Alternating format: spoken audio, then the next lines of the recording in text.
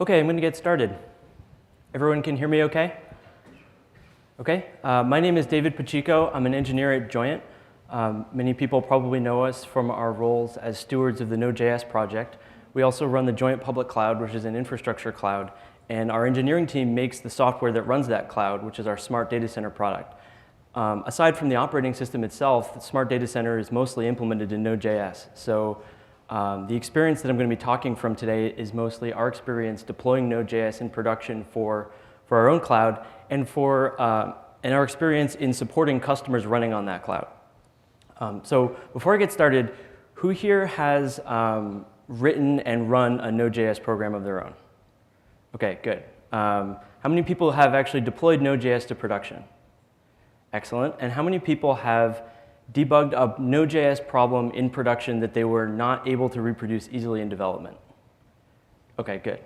That's excellent. So first, the rise of Node.js. I think this is going to be a review for most people in here. The other question I have is, how many people here heard or attended the talk that Brian Cantrell and I gave last year on the development of our cloud analytics service and the design choices we made and our use of Node.js and stuff like that? So a couple of people were here from that. You may remember from that talk, one of the biggest problems that we had run into with Node, we were overall very positive about it. One of the biggest problems was observability, and that's the problem I'm really going to be focusing on a lot today. And I'm going to be particularly focusing on a specific issue that you may remember us getting very worked up about last year, which at the time was unsolved. So we actually have some resolution to that, which is nice. But anyway, in terms of Node.js, so we view Node.js as the confluence of these three important ideas. One is JavaScript is actually kind of a nice language. I think a lot of us who sort of experienced it 10 years ago was like, it was the language people sort of copy-paste their way to success in the browser, and it seemed like kind of this sort of corner case of software engineering. It wasn't really something that people were building a lot of real systems with. And now that we started playing with it on the server, we realized that as a language, it's actually kind of nice to be able to build system software with. The other piece of this is high-performance JavaScript VMs in the form of the V8 VM from Google. Google is obviously competing with other browsers in terms of JavaScript performance, and that means that Node gets a very fast VM, which is nice. But most importantly, we have time-tested system abstractions. A lot of the hype about Node is about streams and the stream abstraction, which is, of course, a great abstraction. It's basically the same abstraction as Unix file descriptors. It's been around for a long time. We like building system software with this, and it's really nice. And of course, the event-oriented model allows you to get consistent performance in the presence of high latency events. What we mean by that is, in a threaded environment, if you're not careful, you obviously can't avoid this, but it's tricky to do correctly. It's easy for one bottleneck of the system to cause latency bubbles everywhere else in the system because threads aren't available to service those requests. In an evented system, that generally doesn't happen. I mean, it can still happen with the CPU, but it doesn't happen for I/O and networking events and stuff like that. And so what we're finding at Joyent is that Node is displacing a lot of the software that we previously either have written in C or usually things that we would go write in C, we're going and implementing in Node.js, and it's a lot faster. So we've actually deployed in production or sort of semi-production in some of these cases, DNS, DHCP, SNMP, LDAP, key value stores, public-facing web services, the whole list. And this has been great for being able to build these services quickly, but historically this has been a huge problem for debuggability. Node, like most other dynamic environments, doesn't have the same rich tooling that, say, C has had for a long time. And I'm going to be talking about that in some detail. Of course, debugging is not actually a new problem. If you've seen, I gave a similar talk, or a talk on some similar topics with Brian Cantrell. We talked about the genesis of debugging. This is not a new problem. This is actually Sir Maurice Wilks. I believe, I don't know if Brian's actually here right now. He could tell me if I'm wrong, so I'll just assume that I'm right. I believe he's standing next to the EDSAC. And he had this quote that was written in retrospect, but is so prescient. He says, I'm just going to read it. As soon as we started programming, we found to our surprise that it wasn't as easy to get programs right as we had thought. Debugging had to be discovered. I can remember the exact instant when I realized that a large part of my life from then on was going to be spent in finding mistakes in my own programs. I assume this is going to resonate with a lot of people in the room, with the possible exception that it's not just your own programs you're finding mistakes in. You spend a lot of time finding mistakes in other people's programs as well. But going from the abstract to the concrete, I want to talk about a very specific problem that we ran into at Joyent. This is the one we talked in some depth about last year, but we didn't have a lot of information about it. To set the stage, this was February 2011, and Joint is about to launch the Node.de service. This was a free PaaS for Node. The idea was you'd have an instance, you can git push your Node code to this instance. It's running on the internet, and we had some features around that like Cloud Analytics. Cloud Analytics was a service that Brian and I and Robert Mustaki built at Joint. And the idea with this service was to be able to provide visibility into the performance of software deployed in the cloud. So if you had, say, 5 different Node.de servers, you could look at, say, a heat map of HTTP server request latency across all those instances. And then you could decompose that by instance or client IP or whatever. So this was an important service that we were launching as part of the PaaS. And it's like the day before we're about to go launch it, we're playing with this thing. And all of a sudden, the UI for this, the browser UI, seems really sluggish. It kind of stops responding. You open it up in another tab, and it's fine. But the original tab you have is not working. And then eventually, the other tab also stops working. We're trying to figure this out. Well, we know this entire service is implemented in Node.js. And it uses a distributed fleet of aggregators to actually aggregate the data from the cloud and serve that out to the user, to the web browser. And we were able to quickly trace the problem to one of the data aggregators that was spinning on CPU using 100% of one core. And we were able to communicate with these things over HTTP and AMQP. Normally, this thing was not responding to any of our queries over either of those protocols. The question is, how do you debug this? And I'll be interested to hear if other people have ideas for this later. But I mean, the first thing a lot of people do is, well, I'll check the logs for this service. Well, the service, it was logging. There were no warnings, no errors in the log. We were not logging individual requests because of the potential throughput involved. So the logs were useless. OK, next step. Well, a program can't do a lot of interesting work without talking to the rest of the system, right? I mean, you have to be reading and writing from the network or from files or something. If you're just spinning in userland, you're probably not, eventually you have to do something in order to make that, whatever work you're doing, visible to someone else. So we look at syscalls. We have a tool called Truss. Other systems have Strace. We look at what this thing is doing. Again, absolutely nothing. It's sort of your worst nightmare if you're working in a dynamic environment. So we've got this thing. It's spinning in userland. It's obviously running a lot of instructions. And we're trying to figure out what the hell is it actually doing. And if this were a C program, you have tools like, you can attach with a debugger, you can use pstack, and you can look at the stack and see, well, what functions are on the stack? That'll give you a clue as to what source you can look at and figure out what's going on, right?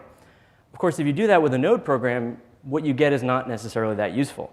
At the bottom of the stack, you have, underbar start and main like you would expect, node start, uv run, ev run. So far, so good, right? Then you just get a whole bunch of hex addresses, and now you may, if you're lucky, you may get some C++ functions that are in the v8 VM. Has anyone had this experience, tried to understand what was going on in a Node program, or maybe didn't get this far? Of course, the reason you're getting these hex addresses is because these are JavaScript functions. This is just JavaScript code that V8 has compiled and is sitting somewhere in the V8 heap. But there are no symbols attached to that. So a debugger, any normal debugging tool can't actually figure out what the name of that JavaScript function is. So we're trying to deal with this problem. We've got me, Brian Cantrell, and Ryan Dahl, creator of Node.js, who's like down the hall at the time. We're sitting in there. We're trying to figure out, how do we figure out what this program is doing? It's spinning on CPU. Like, what are we going to do? Well, we can add more logging so that next time this happens, we can sort of have more information about what happened. But like, first of all, what do you log? We have no idea where this program is. It's doing the program is responsible for doing a number of things, and we don't know which one of those things it's doing or where it is in that. And the other thing that's really frustrating about it is that coming from a systems background or an operating systems background, we're accustomed to being able to say, OK, this thing is currently broken, or it crashed already, or something like that. We should be able to get pretty far in debugging it, at least make some forward progress from the first occurrence that we have. And this thing is using a CPU here, and we can't see what it's doing. It's extremely frustrating. Unfortunately, at the time, that was all we had. When we gave this talk last year, that was it. I wanted to take a step back for a second and observe that what I just described was a very specific problem, which is actually a pretty simple one, which is running into an infinite loop in JavaScript. But the general problem that this falls into is obviously not that specific. You can imagine any piece of software where you've got a sort of moderately complex piece of software handling concurrent requests. That is to say, the result of one request might depend on the behavior of the server in response to a previous request. Like, say, a key value store would be a good example, right? A get depends on previous puts. Now you've got this on tens, hundreds, thousands of instances in the cloud. And let's say once a day, one of these instances is crashing. I mean, this happens, right? You find bugs only in production. You do find bugs that you only have seen in production. What do, right? You can't actually just have 1,000 systems sitting in the debug shell ready for an engineer to log onto the system and sort of figure out what's going on. It's like, well, what do you actually do? An actually worse scenario is you have a program that's not actually crashed. It hasn't thrown an exception. It's just sucking. And you don't know why. In that case, you actually have no information. You just have this thing that's, say, running away with the CPU or something. One first approach, a common approach, is, well, we'll add more instrumentation, and we'll try to reproduce the problem. This can work. This is commonly done, and it does often work, especially for simple problems. But there are a lot of concerns associated with it. First of all, how easy is it for you to deploy a new version? If you've got hundreds or thousands of these things, and you're doing something like canarying or something for change control, it's not necessarily that easy to roll out a new version to everyone. There's also some risk associated with that. I mean, what if whatever logging code you added assumed some state that actually wasn't true in that case, that hasn't actually run through your whole QA cycle? What if it's a performance-sensitive piece of code? The worst case is actually, which we run into a lot, we have customers using Node on the joint public cloud. Their program may be broken because of a Node bug. So we may have to, if we did this all the time, and occasionally sometimes you need to do this, we give them a build of Node with additional debug information in it and tell them to go redeploy all their stuff, which is a pretty unfortunate thing to have to tell your customers. And then the question is, well, how many times are you going to have to do this? Every time you add a piece of instrumentation, you want to be answering a very specific question or testing a hypothesis that you have about what went wrong. And it's rare, at least in my experience, that the first hypothesis you have is correct. The answer to that clarifies and moves you to the next hypothesis, but you may need to do this multiple times. But every time you tell a customer to go redeploy their entire software stack in order to add more debugging, knowing that they're going to have to redeploy it again when you actually fix the bug, you sort of lose some credibility. But like I said, this can work. But we're looking for a better way. And this way also has existed for a very long time. This quote is from a great paper in 1951 from Stanley Gill from the Diagnosis of Mistakes in Programs on the EDSAC. This is a great paper. You don't need a lot of background. It's not that specific to the EDSAC in terms of the concepts involved, and I strongly recommend reading the whole thing. But the introduction has this great quote saying, "Experience with the EDSAC has shown that although a high proportion of mistakes can be removed by preliminary checking, there frequently remain mistakes which could only have been detected in the early stages by prolonged and laborious study," which is obviously a huge euphemism, right? It's like you actually can't detect a lot of these things in the development process. So he says, "Some attention then, therefore has been given to the problem of dealing with mistakes after the program has been tried and found to fail." This is so important, and it's been around since 1951. He called it the postmortem technique. So this has been around for C programs and operating systems for a long time. The term for this is a core dump. Comes from memory cores. You had a dump of the entire core.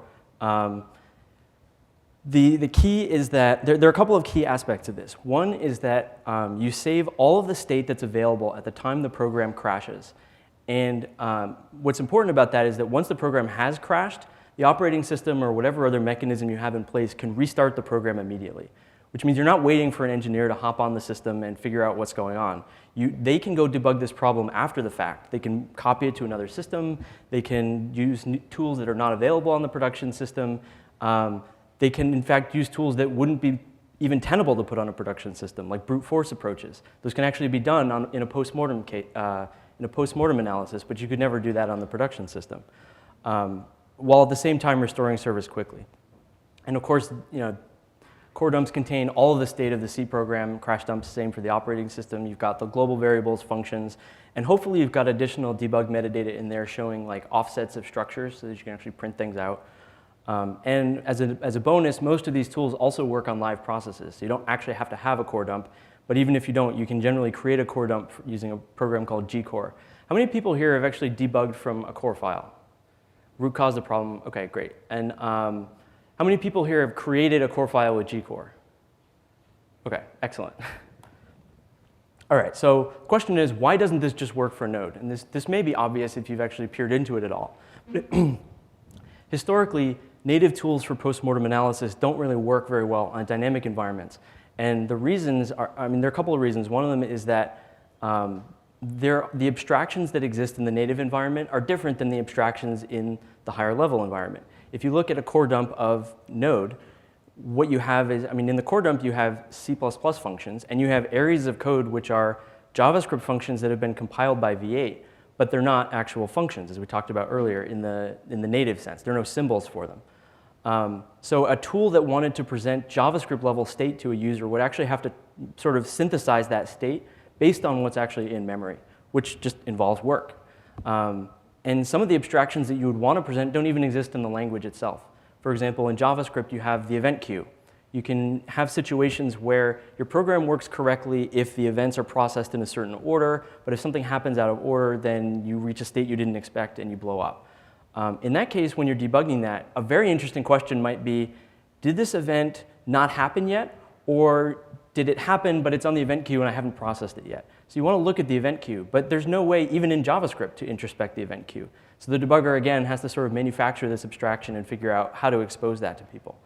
And of course, Node is not alone here. This is kind of the point underlying all of this. The situation is no different in Python, Ruby, PHP, Perl, basically any dynamic language you name. Java and Erlang have some support for things like this, but even that is really not as rich as it is for something like C. In terms of being able to get one of these dumps on demand and also automatically when the program crashes and having that state be really comprehensive. So we set about to go build something like this. How are we going to do it? Well, we built it on top of a tool called MDB. Has anyone here used MDB before? OK.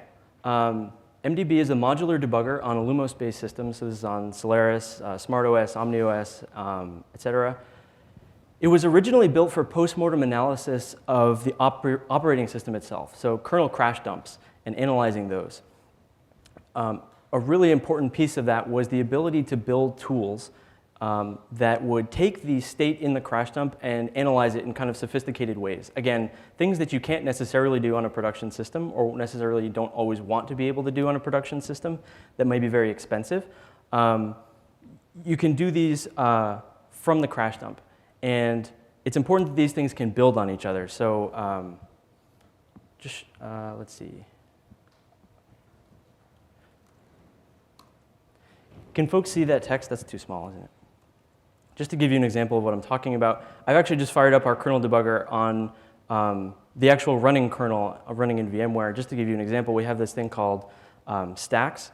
With this thing, that one command just basically iterated over all the threads on the system, grabbed a stack trace of it, resolving the symbols, and then frequency counted it by the stack, and then also gave me information about the state of those threads. So what I have here is there are 476 threads in this top stack here, and then I can go through this whole thing.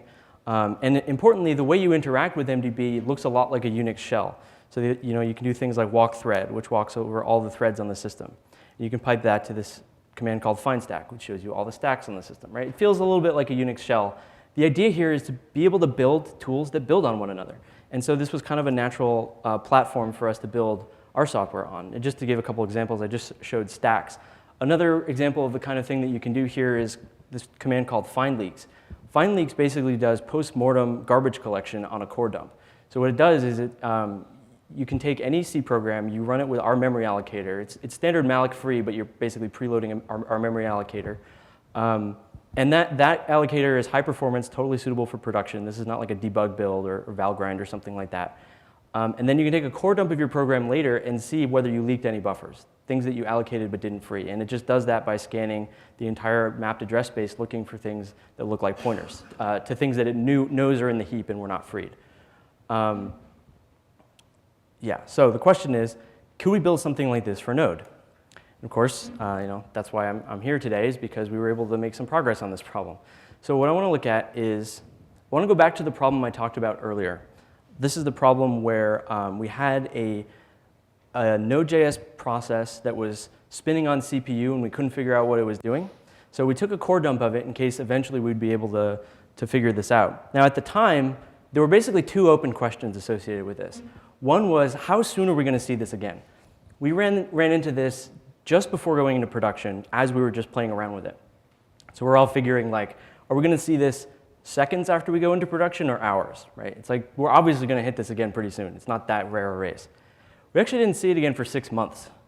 This is one of those problems where you're, 5 months later, you're like, boy, I hope somehow that magically got fixed, but I know it's actually lying in wait.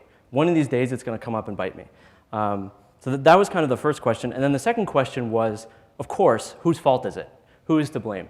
And I mentioned Brian's in the room. There was this big question, is like, is it my code or is it his code? And we're going to try and figure out, like, what's that? We're both like, oh no, surely this is a problem in my code, blah, blah, blah, blah. So we have this core dump. Of course, at the time, we look at the stack from the core dump, and this is what you get, which I showed earlier, right? Just a bunch of addresses, not that useful. But what we can do now is we load our debugger module, which configured itself based on the binary that we just saw. Now we have a new command here called JSStack, and I can run that.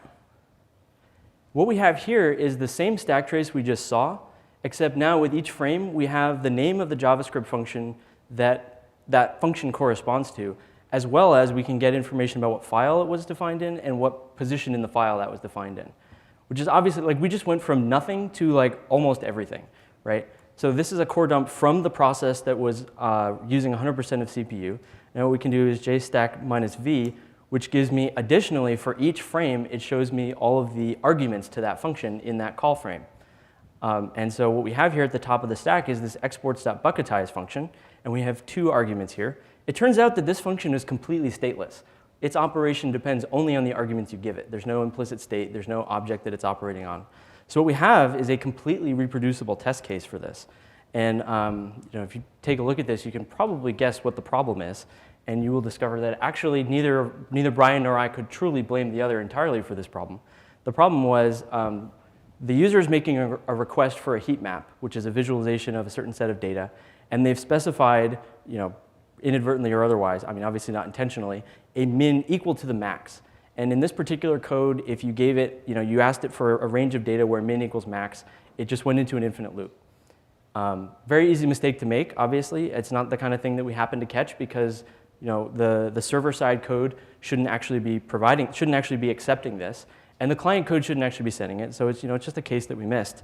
But boy, was that basically completely intractable for us to try and figure out before. And now we actually have a completely reproducible test case from the core file. So what we had here was we've got JSStack, which prints out the stack trace, and we have JSPrint, which takes a pointer to a JavaScript object and just prints it out, what it would look like in JavaScript. If you're not used to debugging native code, you may not be used to seeing pointers. You actually don't need to understand a lot about the native system in order to make use of this facility. The pointers are essentially just unique identifiers for these objects. And we can just take a bunch of these things and just start printing them out. So the second argument was the interesting one. That was the parameters for this. But we can also look at the actual input data. I'm just giving a depth argument to tell it how far to go. And we can actually see the data on which this thing was computing that caused this problem. And of course, once we had this, we had the root cause in like 10 minutes. And it's just a matter of looking at the code and figuring it out. Another thing that we built after this, I'm starting it now because it takes a few seconds, is I mentioned that when you're doing things post-mortem, you can do things that you can't afford to do in production, like brute force techniques. There's another kind of problem that we've had to deal with a lot, which is memory usage in Node.js. And again, this happens in any garbage collected language. You run into situations where the program is inadvertently storing a reference to an object that it doesn't actually need anymore. But of course, the VM has no way of knowing that you don't need it anymore, so it doesn't garbage collect it. And you do this enough, you end up leaking that memory, essentially. And the symptom for this is a little bit weird. Sometimes you run out of memory. That's great. But the other thing that might happen is you start seeing increased latency for various things because the garbage collection is working more and more. It's working more frequently, and it's running for longer. And that actually does introduce latency bubbles because you're actually completely blocked while you're waiting for the garbage collector to find more memory for you. But the problem is not the garbage collector. The problem is you haven't freed all of this memory. You haven't indicated that you're done with this memory. So we're thinking about how we can approach this problem. A first cut is certainly to be able to just know what objects are there that exist as far as the VM is concerned, and to somehow classify them according to properties or constructor or something like that. There are a number of tools that are able to do this for development environments at a huge cost.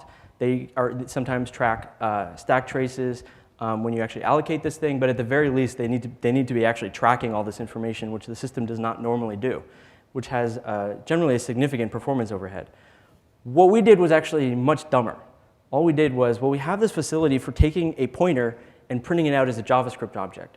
But not any old pointer is a JavaScript object, and actually a number of things have to be right. You have to be able to dereference something at this offset, and it should have one of a very small set of values, and then you dereference another pointer.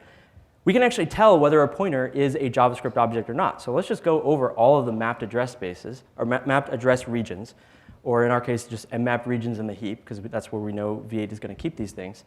And let's just classify the objects we find by the sets of properties they have. And that's what we have here. So scrolling down to the bottom, what we have is a frequency count of these different types of objects. This program didn't actually have any leaks. This is the same core file we were looking at earlier. So there's nothing that really jumps out, but we can see we had 246 of this object with domain and name properties. More interesting case might be the 10 instances of this object. And so we know that there are 10 of these objects, and this is the pointer to a representative one of them. We can actually get all the other ones by just passing that to find.js objects. And then we can pipe that to JSPrint and see all those objects. I've actually found this enormously useful, not just for memory analysis, but actually just normal debugging of my program via postmortem technique. Namely, my program seems to be busted in terms of its state, so I just take a core file, I find the object that has whatever property I'm looking for, and then I just look at the state, and this has been enormously valuable. That, I think I'm going to move on. How are we doing on time? Okay. So just kind of recapping, in February 2011, we had basically no way to see what this program was doing. We saved the core file. We were able to figure out what it was pretty quickly once we actually were able to look at that core file. We talked about this. Question is, how does any of this work? I've just shown you basically what might look like magic. It's like, well, how did you just said this problem was hard, and then you showed me this thing that actually seemed to work. Well, what does it actually do? The way we do this is, there are a couple of things that are obvious, right? The debugger obviously has deep knowledge of some internals of the V8 VM, which is obviously very unfortunate, right? It's a gross layer violation. The debugger knows how to walk the stack of the VM, which is basically the same as a C program. But it also knows things like, oh yeah, at some offset from the frame pointer, there's a pointer to a JS function object, which happens to be the object that's executing in that frame. And so it just knows that. It also knows how to print out a JavaScript object, how to find its properties. It's not quite as hard-coded as that sounds. The way this works is when we build V8, we actually modified V8 to include additional metadata about the layout of the structures. So for example, you have a JS function object, and it has a name property at some offset foo. And we just encode this in the V8 binary. That winds up in the node binary, and so our debugger actually just reads all those values out. So it doesn't hard code things like the actual offsets of these things, but it still knows an enormous amount of what most people would consider pretty private details of the VM in order to make this work. And that's kind of it. Here I talked a little bit more about how that worked. I'm going to skip over that for now, just for time. If people are interested in how we actually encoded that in the build, that itself was another nasty problem. So what about this general approach? So I think I've sort of made clear why we like the general approach of doing postmortem analysis from a core dump, because it has absolutely zero runtime overhead. We can run this in production all the time. We don't worry about that. And it's comprehensive. You have all the state that the program had. It's all there. And in fact, the only stuff that's not there is stuff that happened in the past. But you can include that trivially by just keeping ring buffers of the events that you want, right? The server can keep track of the last n requests. And now you actually have those requests in the core dump as well. So it's comprehensive as well. The way this works right now, the debugger module is built separately from, sorry, this is kind of encroaching here. Oh. The debugger module is built separately from the VM itself. So you build Node, and that has some basic metadata in it for the debugger module to consume, but the debugger is built totally separately from that because it's specific to our platform. This kind of sucks because if you change the VM, you've now broken the debugger module, and that sucks. The other problem with this approach is that we basically re-implemented in the debugger module a bunch of logic that the VM actually implements. Things like property access and figuring out how to figure out what function corresponds to each frame in the stack. And that sucks. I mean, it not just sucks from an engineering perspective, but it sucks to spend 3 or 4 days grokking C++ code for the V8 VM and then going and re-implementing that code in C. It's actually a very painful process. And the question is, well, how would you solve this problem? This problem is not really that well solved for any dynamic environment. A dynamic environment is sort of unique in that, well, it doesn't have a lot of the debugging facilities of native tools, so they sort of haven't solved this problem. But even if you did, there are debuggers for native environments, but they assume that the VM is currently operating, right? There are debuggers for Java and JavaScript and things like that, but they connect to some server that's running in the Java VM. And so you don't actually need to solve the problem of having another program grok the internal state of the VM. But I think, I've already explained why we think this is incredibly valuable. Despite all these problems, we've been able to nail a couple of really nasty problems that I just don't know how we would have solved without tools like this. So one approach that we've considered, and I'll talk about this a little bit later where we actually have implemented this for runtime tracing, is if the VM could somehow embed programmatic logic in a sort of simplistic, a simple portable way, in a way that doesn't actually rely on the operation of the VM, but is still embedded somehow in the VM's binary. And the debugger module could actually invoke that logic to actually do these things like property iteration and stack iteration and stuff. That would really be the goal, because that would mean that the thing is self-contained. You don't need a thing, you don't need to make sure that your bits are matched between the debugger and the VM. So I've talked a bunch about postmortem debugging of processes after they've crashed and creating core dumps of processes where they've currently failed because their state is invalid. That's the case, the infinite loop case, right? But you can apply these tools to live processes, but there are also problems where you actually don't want, that's not quite what you want. You want to understand runtime activity. The program is not necessarily broken, it just sucks. So a user clicks a button in your UI and it takes 5 seconds for that to respond. And that's because of some 5-second query on the server. Well, the thing wasn't, it's not broken, it's just sucking. And how do you understand what it was doing for 5 seconds? And it's even worse in an asynchronous, not worse, but it's harder in the asynchronous case because you don't even have a thread that you can look at what it was doing. You just have an event that's going to happen sometime later. And it's hard to sort of observe what's going on. For that, we use Dtrace. How many people here have used Dtrace before? I'll just jump right to that. OK, that's actually a good number. So Dtrace is a system that was built originally for Solaris. It's now available. It's certainly on all Illumos distributions. It's on OS X. It's on BSD. And there's a Linux port in progress. It's designed for comprehensive tracing of kernel and application level events in real time. It's kind of a mouthful. The idea is there are some number of probe points on the system. And these range from things low level like a thread just got woken up, a thread just got put on the CPU, an I/O was dispatched to the disk, any number of things, to high-level things like a node process just began garbage collection, which is obviously a very high-level event relative to these other things. You have these probe points, and then you can write basically a script, a little program in this language called D that instruments those probe points, gathers some pieces of information, and then aggregates it in situ, which is, that part is really important for scalability. If you're doing 100,000 things per second, which you often are in the case of the scheduler operations, you can't actually dump all of that information out. You need to aggregate that as it's happening, or else you have to drop events. What's really important about Dtrace is it's absolutely safe for production use. It doesn't affect the operation of the program. It has minimal overhead. Generally, the goal is to have 0 overhead when it's not enabled and minimal overhead when it is enabled. And it's completely dynamic. You turn it on in production, and then you can turn it off. You don't restart your program. You don't add debug flags or anything like that. So one of the challenges with Dtrace in dynamic environments is because the goal was to instrument the entire system, it operates from the kernel. The kernel has a hard time understanding the internals of the V8 VM for obvious reasons. It's all the same problems we just talked about for the core dump case, except now we're actually even at a lower level, we're in the kernel. Dtrace has a way of allowing applications to add their own probes that are sort of created by a developer specifically, as opposed to dynamically created probes based on, say, function entry or exit. So you create these USDT probes. You can add them to the VM, and we created some of those for Node.js. So we have, for example, probes in Node.js when garbage collection begins and ends, when an HTTP request is received or a response is sent out. The way this actually works is, obviously, it's hard to implement JavaScript because the code that is running the JavaScript gets moved around as V8 does garbage collection. But what we do is the JavaScript calls into C++ functions, which are instrumented, and those are just normal functions.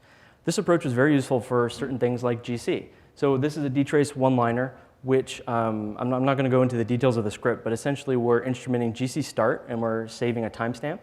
And on GC done, presuming we saved the timestamp previously, we quantize on the current time minus the one we saved. In other words, we're generating a histogram of how long we spent in garbage collection for however long we ran this program. So you run Dtrace, it instruments the garbage collection operations, you hit Control-C, it stops instrumenting it, and it prints out all this information. This is obviously incredibly useful. If you think that you have a responsiveness problem due to GC, you can actually assert how long are we spending in GC. And if the histogram is not useful, if you just want to know how much total time I spent in GC, you can sum that instead, and other aggregating actions like that. Oops. So this is great for the static stuff that we added to the core, but doesn't really help you for pure JavaScript code. If you just have like a JavaScript application that you ran, that you wrote, and maybe it's not doing something as simple as an HTTP request, maybe it's something that consists of multiple requests in a row, or multiple client requests.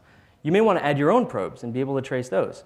So this technique was generalized by Chris Andrews, who wrote a Node add-on called Node Dtrace Provider. It's amazing.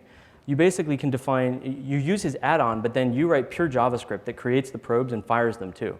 So you can create Dtrace probes at any point in your Node program, which is pretty cool. Again, layering on top of that, Mark Cabbage at Joyent incorporated this into Node Restify. Has anyone here used Restify or LDAP.js? So these are, Restify is kind of like the Express framework in terms of handling requests, but it's built primarily for an API, a REST server rather than like a user-facing server.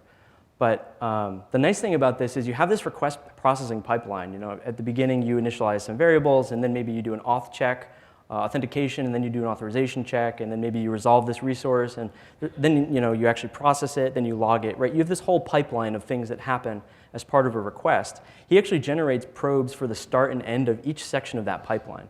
So again, with it's not quite a one-liner, but a pretty simple Descript, you can see a histogram of time spent in each of these sections of the pipeline, which is pretty cool. And he did a similar thing for his LDAP.js module, which is an LDAP interface to an arbitrary backend using Node. Next question, though, is stack traces. A really important feature of Dtrace is the ability to correlate system-level events with activity at the application level. So for example, this application seems to be responsible for a lot of I/O activity, or I don't know, page faults or something like that. You can actually, it would be nice, it is nice, in Dtrace you can say when this kernel level event happens, I want to figure out where the userland program is at that time. And so it has a stack action, actually a uStack action for grabbing that. All the same problems we talked about before for dynamic environments. Dtrace just walks the frame pointers just like a standard debugger does, and then later resolves those symbols. That's actually kind of an important point, is that Dtrace resolves those symbols not when you actually gather the stack trace, but sometime later when the Dtrace program actually prints the results out to you. It's not exactly then, but like that's the program that's actually going and resolving those symbols. This is a problem for dynamic environments for two reasons. One is, again, you don't know what these functions are, but you also can't resolve them asynchronously because with garbage collection, the VM is moving these things all around. So by the time you get back to userland, the thing that was at address 80, whatever it is actually now at some other address, and something else is there. So this actually necessitated the approach that I alluded to earlier, which is you have something which we call a uStack helper, which is a piece of programmatic logic that's actually written in D in this case, that's embedded into the VM itself, in the binary. And it gets loaded when the process actually starts up. And the kernel essentially invokes this programmatic logic at runtime when you actually gather the stack trace. It walks the frame pointers, and then for each pair, it runs this programmatic logic. And the logic is responsible for taking the frame pointer, frame pointer, instruction pointer tuple, and converting that to a human-readable string. Think about that for a second. That's kind of crazy, right? You have the kernel basically running this programmatic logic that was determined when we built the VM that is figuring out how to convert frame pointer, instruction pointer to string. And it's kind of a mess, but it does work. And so we did this for Node.js. Again, this is just an example of what you sort of saw earlier where before we had just a bunch of frame pointers, or rather instruction pointers, and now we actually have a description of what that thing actually was. So this also could have been used on the infinite loop problem that we talked about earlier, right? If you have a program stuck in an infinite loop, you can take any system event at all and grab a userland stack trace at that point and see where it was. And that would have shown us at least what function it was in. It wouldn't have shown us the arguments that gave us a reproducible test case, though. But this is useful if you want to know. So another example where this comes up is my Node program seems to be opening some file. Like it's resolving, it's opening etcresolve.conf, but it shouldn't be. I can't figure out why. You just dtrace the open syscall, grab a userland stack trace, you know exactly where that was. This is incredibly useful for debugging as well as performance analysis. So let's see, I think I covered most of this. This is basically how the ustack helper actually works. It does much of the same work that the Postmortem Debugger module uses. It does a lot of the same work and uses a lot of the same metadata. Does it at build time. Oh, the other thing that's kind of cool about this is almost none of the things that I've talked about today are actually specific to Node. They're almost all specific to V8. So, and V8 runs on other systems, notably as part of Chrome. So there is a OSX port of Dtrace to, there's an OSX port of Dtrace. Unfortunately, there's a bug that makes this not actually work right now. But if you could use ustack from profile probes, if this gets fixed, you could actually do all the same things in terms of debugging that you can do with Node, you can actually do with Chrome as well. And one of the coolest ones I want to show next is understanding where a Node program is spending its time. One of the probes that Dtrace makes available to you is a profile probe, which fires, say, 100 times a second on all CPUs. This is just a probe that fires. It's specifically designed for profiling, essentially. When that probe fires, you grab a userland stack trace. Now you have, say, thousands of stack traces over 30 seconds or 60 seconds or whatever. The next question is, how do you make sense of that? And for this, Brendan Gregg created a visualization at Joyent called flame graphs. And I'm just going to switch right to that, because that'll be the easiest thing. First, I'm going to zoom out just to show the shape of this thing.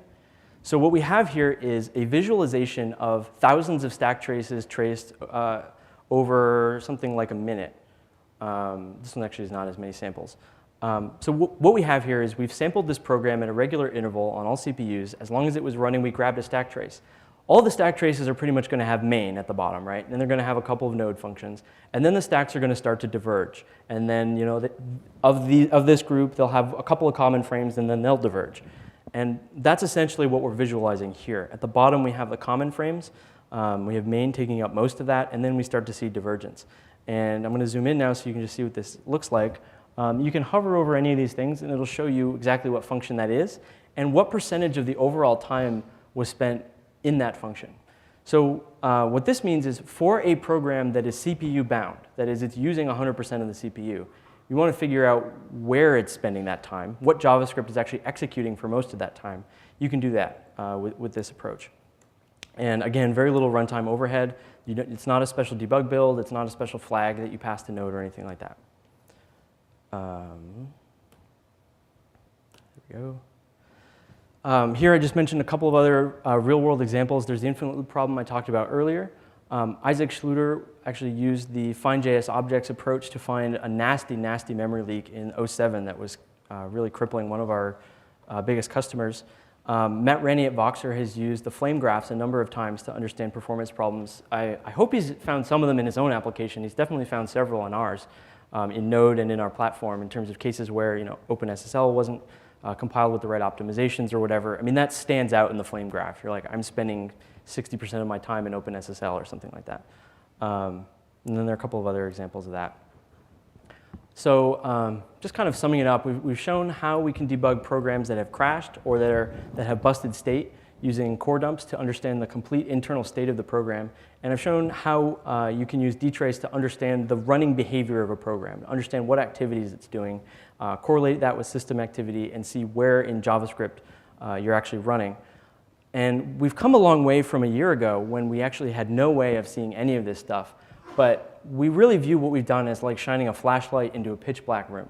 It's a huge help, but like, boy, is it primitive. It's really, there's a lot more that needs to be done. There's a lot better support we could have from the VM. There's a lot more stuff to do in terms of analysis. So that's about it. I'll take questions. Yes? So Dtrace, right, you mentioned what operating system is available. What about MDB? MDB, so all of the stuff that I just demoed was is open source. MDB is currently only available on Illumos-based systems. So when we went to go solve this problem, the first thing you need is a debugger that has a facility for building tools within it, right, and leveling these on each other. So we just used MDB. But if you wanted to use this on other systems, you'd have to port that, or else the rest of the code that we wrote, which is not that, it's not that hard, but hasn't been done. Are you aware of other similar debugging tools that are available? Just like kind of GDB doesn't really explore it. Yeah, that's the only one I really know about. I know, so for GDB, there's like a macros file that you can load that lets you print out like a couple of things, but like it's very limited. I haven't actually used it very much though. I shouldn't say, but I don't know of anything else. And are you aware of any other VMs where people have done similar work other than V8? So I know, so the JVM does have some stuff like this. So the question was, so I should have been repeating these, but are there other VMs that have done similar kinds of work? With the JVM, you can take memory dumps, and from a memory dump, you can reconstruct Java level state.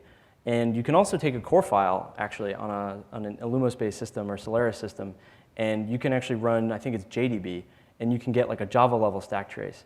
But it doesn't, I don't know, the latter does not seem to be very widely used, and I haven't figured out how to make the former actually happen when your Java program crashes, which is kind of to me, that's like the most obvious case. It's like my program threw a null pointer exception.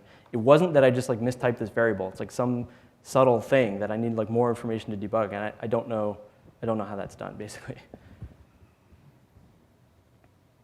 And the other environments I've looked into don't have anything like that. So Python and Ruby have something that's called the Postmortem Debugger, but it's totally different. It just means that it drops into the debugger when the program crashes, which is not the same thing, obviously. I mean, it is debugging the thing post-mortem, but it doesn't have the same constraints that we're trying to impose, which is that the VM not be running when you debug it. Other questions? Yes? So are you capturing your core dumps on a Linux machine and then moving that onto somewhere to do the debugging, or? No, we run all of our stuff on SmartOS, which is an Okay. Illumos derivative. So if I'm a Linux user, am I out of luck? For this specific stuff at the moment, yeah. Okay. I will send some patches. Yes, that'd be great.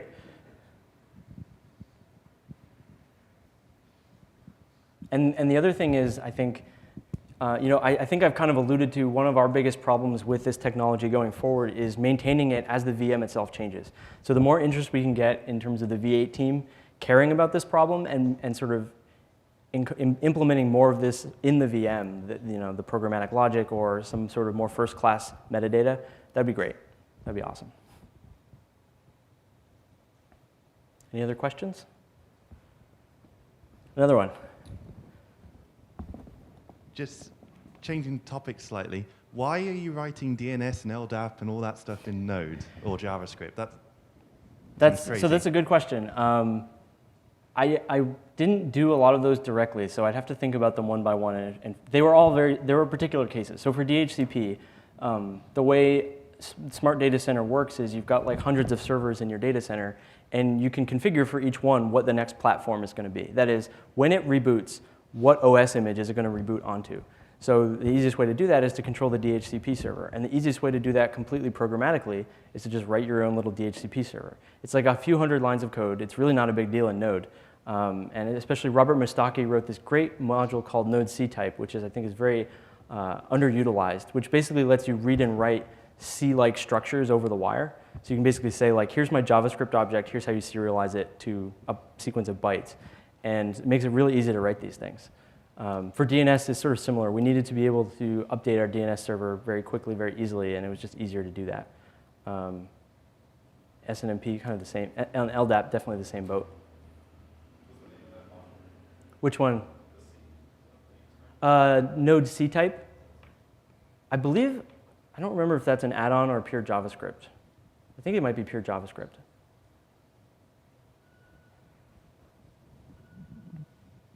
Cool, thank you.